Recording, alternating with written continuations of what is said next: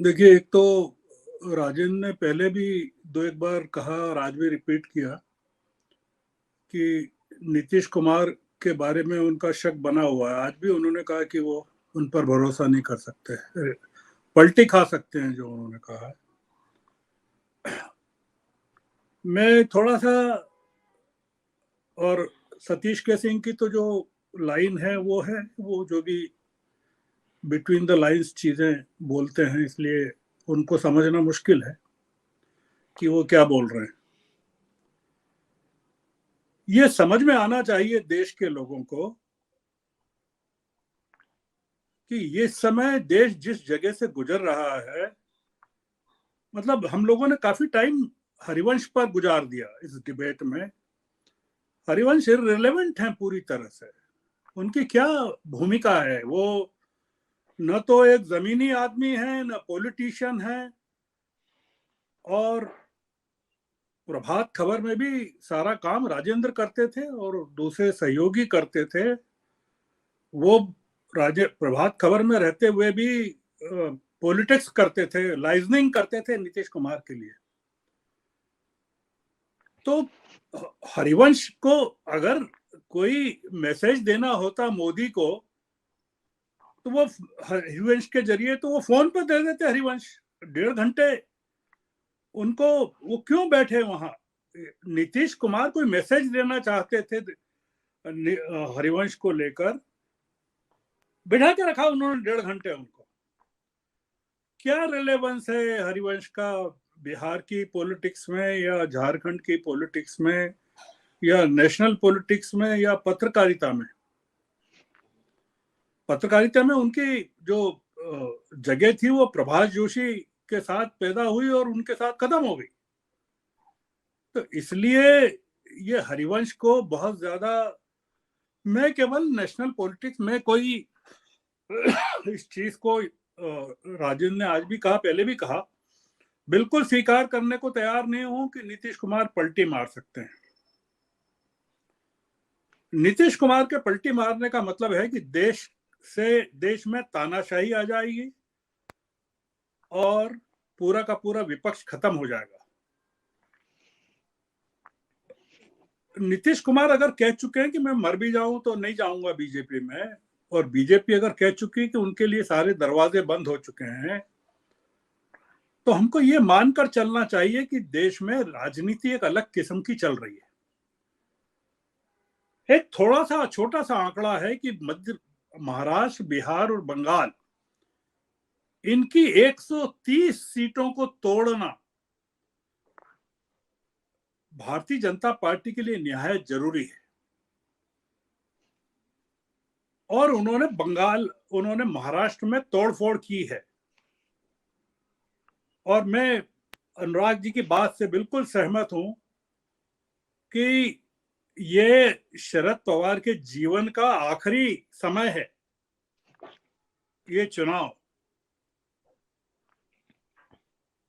और ये नीतीश कुमार के जीवन का भी आखिरी समय है, आखिरी चुनाव है।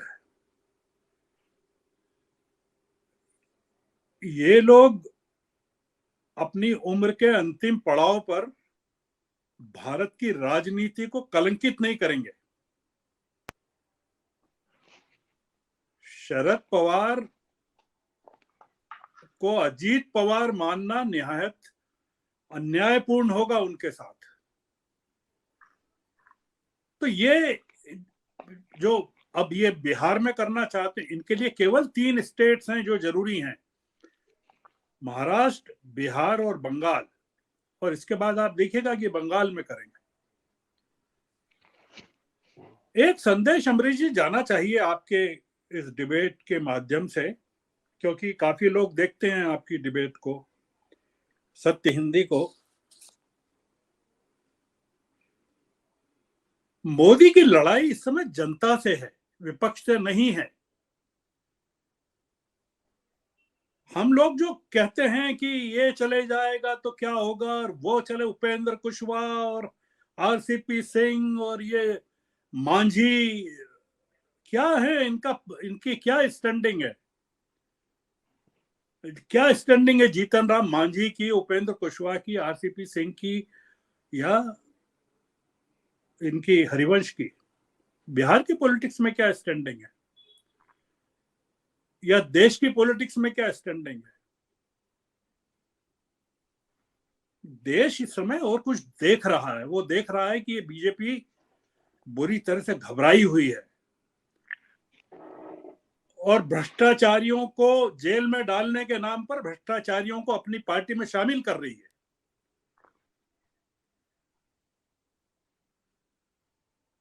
ये एक मतलब, अगर मैं आपसे कहना चाहता हूं कि मोदी अगर या बीजेपी अगर पूरे विपक्ष को भी जेल में डाल देना चाहिए।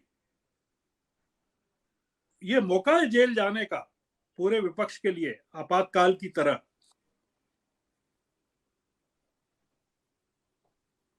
बीजेपी को इन विपक्षी नेताओं से नहीं डरना चाहिए, जनता से डरना चाहिए कि जनता क्यों खिलाफ है, एक के बाद एक राज्य क्यों हार रहे हैं। महाराष्ट्र में जो हुआ, आपने पूछा अभी अनिल सिन्हा से और अनुराग से भी पूछा, ये भारतीय जनता पार्टी के या मोदी जी के डरने का सबसे बड़ा संकेत है जो उन्होंने किया भोपाल की 1 घंटे 52 मिनट के उद्बोधन के बाद। जो उन्होंने किया, नैतिकता का पाठ उन्होंने पढ़ाया भोपाल में, और उसके बाद पूरा का पूरा राजनीति का सबसे अनैतिक काम महाराष्ट्र में हुआ। आप क्या समझते हैं, लोग देख नहीं रहे?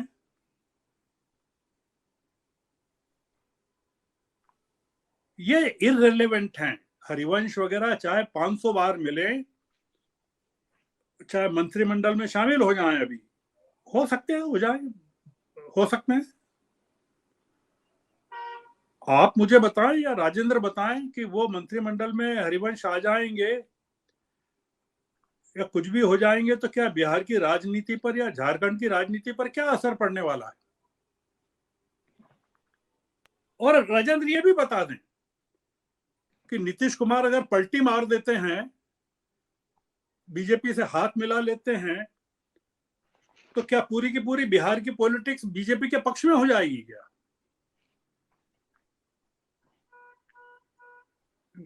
नीतीश कुमार किसको रिप्रेजेंट कर रहे हैं? जेडीयू को रिप्रेजेंट कर रहे हैं कि देश की जनता और बिहार को रिप्रेजेंट कर रहे हैं? जो जो विरोध है देश में इस समय, असंतोष है, उसको रिप्रेजेंट कर रहे हैं। बिहार को रिप्रेजेंट तेजस्वी कर रहे हैं, और तेजस्वी को जेल में डालना चाहते हैं बीजेपी। तो इसलिए डाल दें। तेजस्वी ने तो कहा था सीबीआई से कि मेरे घर में दफ्तर खोल लो आप, सीबीआई और ईडी से और इनकम टैक्स वालों से। आप क्यों बार बार मुझे बुलाते हैं? हम लोग क्या है कि नाहक डरा रहे हैं लोगों को यहाँ बैठ के कि नीतीश कुमार ऐसा कर देंगे, बिहार में बीजेपी ऐसा कर देगी, और कुछ नहीं होने वाला। ये अगर ये मौका अगर नीतीश कुमार चूक गए और शरद पवार चूक गए, लालू यादव के जीवन का ये आखिरी क्षण है। वो एकमात्र आदमी है जो लड़ रहा है। ये कोई मंच पर रामलीला थोड़ी चल रही है, ये आदि पुरुष फिल्म थोड़ी है। एक सीरियस पॉलिटिक्स चल रही है जिसमें देश का भविष्य दांव पर लगा है, और बीजेपी बुरी तरह डरी हुई है, घबराई हुई है। आप मुझे बताएं, कोई एक स्टेट बताएं जहां वो जयंत चौधरी को धमकाया जा रहा है उत्तर प्रदेश में,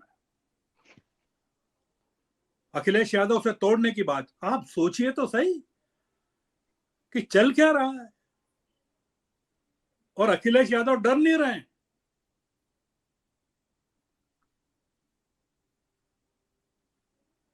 आज भी बयान जारी किया है भाजपा के खिलाफ अखिलेश यादव ने, भाजपा को हराना, हर हाल में हराना। मैं ये कह रहा हूं कि राजनीति की दिशा कहाँ जा रही है, और हम लोग पता नहीं किस दिशा में ज्ञान बांट रहे हैं लोगों को, डरा रहे हैं लोगों को बैठ के यहाँ। हमको बात ये करना चाहिए कि रियल पॉलिटिक्स इस समय क्या चल रही है।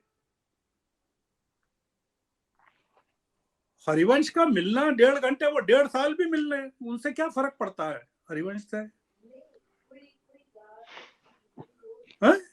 मैंने कहा ना, प्रभात खबर में सारा काम राजेंद्र करते थे, मुझे पता है, और दूसरे 4 लोग करते थे, इनको कभी क्रेडिट नहीं मिली राजेंद्र को। वो उषा मार्टिन के साथ, या तो उषा मार्टिन और या फिर सरकार के साथ बैठ के लाइजनिंग करते थे। वो लाइजनिंग के आदमी है, न तो पॉलिटिक्स के आदमी है, न पत्रकारिता के आदमी है। और देश को पता नहीं है क्या कि किस तरह से किसानों के खिलाफ उन्होंने पास करवाया था पार्लियामेंट में विधेयक। ये पॉलिटिक्स इस समय एक नए फेज में है, और हम कुछ बेसिक इश्यूज पर अगर बात करेंगे, जो बेसिक इश्यूज हैं, तो वो एक अलग मुद्दा है। मतलब हमको तो 2024 में फेल भी हो जाए तो हमको उसकी तैयारी रखना चाहिए, क्योंकि फेल होने का भी मतलब है विपक्ष के कि बड़ी कीमत देगा विपक्ष उसके लिए,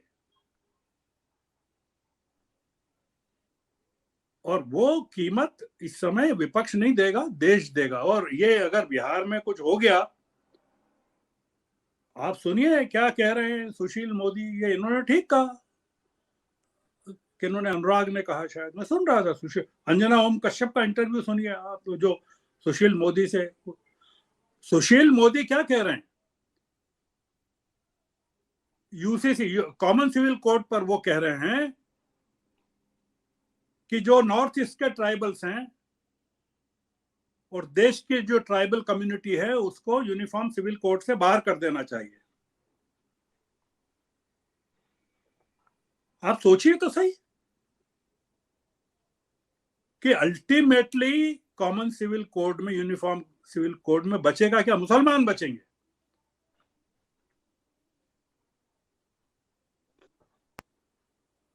क्या मंजूर कर लेंगे बिहार के लोग? उल्टा देंगे पंजाब पूरे के है, पूरे। पंजाब दूसरा राज्य है, पंजाब है।